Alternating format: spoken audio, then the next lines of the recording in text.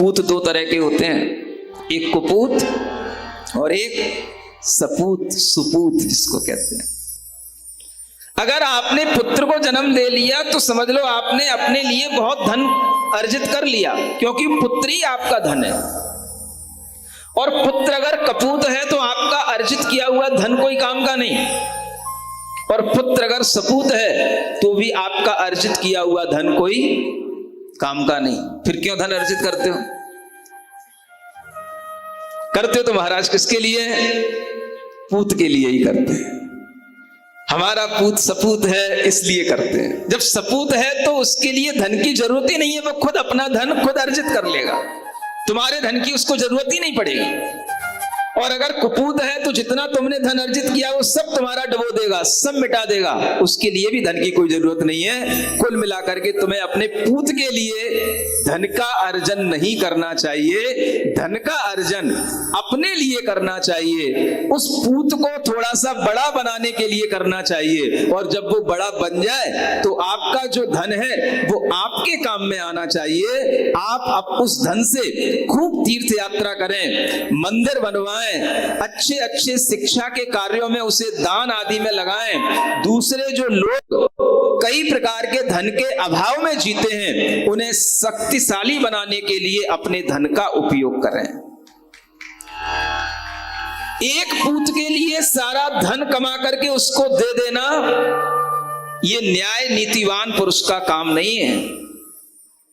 अगर आपके पास में धन है तो आप उस धन से कई पूतों की रक्षा कर सकते हैं, कई पूतों को सपूत बना सकते हैं। और धन इसीलिए कमाया जाता था पहले के लोग अपने धन से दूसरों का परोपकार किया करते थे। आज जैन समाज के अंदर, मैं और दूसरों की बात तो छोड़ दूं, जैन समाज के अंदर भी इस तरह की गरीबी में जीने वाले लोग हैं जहां पर सुबह का भोजन भी नहीं मिलता और शाम का भी भोजन नहीं मिलता। ऐसे भी लोग हैं, आप ढूंढो उनको। ऐसे भी लोग हैं जो अपने घर में उनके बच्चे हैं तो उनको पढ़ा नहीं सकते, उन्हें किसी भी प्रकार की अच्छी स्कूलों की शिक्षा नहीं दिला सकते, किसी भी प्रकार से वह भीख भी नहीं मांग सकते, और वह हर तरह से अपने कर्जों में दबे हुए रहते हैं। कोई अपने व्यापार थे उनके किसी कारण से मिट गए, इन अभावों में पड़े रहते हैं और भीतर भीतर रोते रहते हैं, लेकिन किसी से कुछ कह नहीं पाते हैं।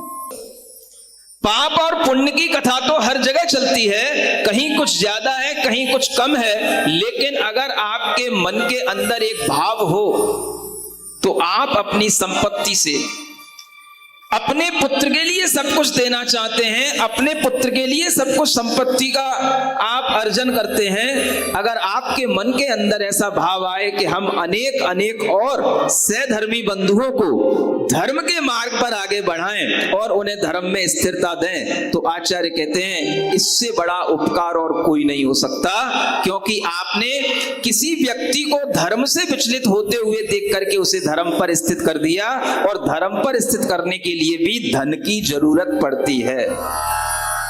जो जिसका खाता है वो उसी की बजाता है। क्या सुना? अगर आपने किसी के लिए कोई सहायता दी है, एहसान किया है और किसी भी तरह का उपकार किया है, तो वह व्यक्ति आपके उपकार को भी मानेगा और आपके कारण से वह अपने धर्म को पालन करने की एक सहूलियत बना लेता है। तो उसके कारण से उसकी धर्म में जो स्थिरता हो गई वह सबसे बड़ा दान, सबसे बड़ा पुण्य, सबसे बड़ा परोपकार कहलाता है।